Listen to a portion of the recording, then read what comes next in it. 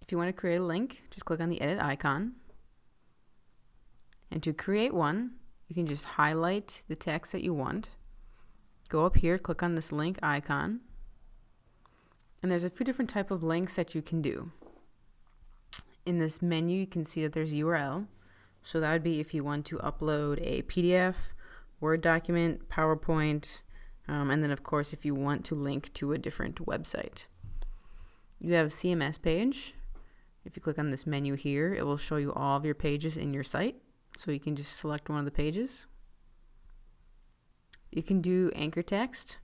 So in order to do anchors, you have to create an anchor first, and then you can link to it in here.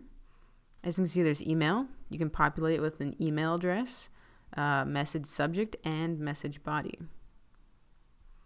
If you want to do a URL, you can just paste it in here or type it.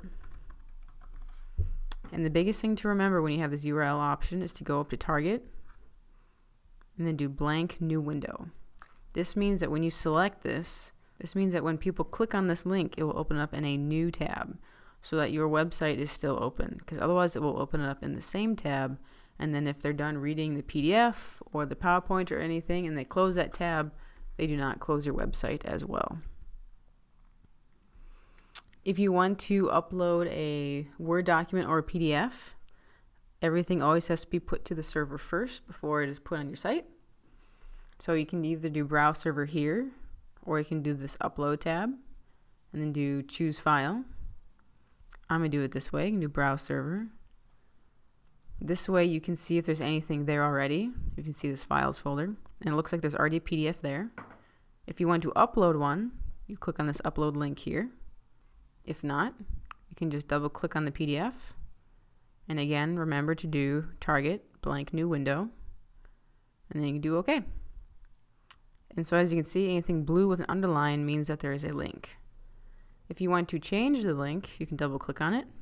And you can do the same sort of thing. You can browse for server, or you can change the URL. You can change it to a CMS page.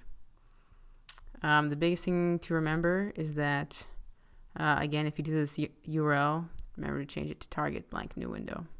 You can either say done or cancel. If you want to remove your link, you can just click on this one right here, and it will remove the whole thing.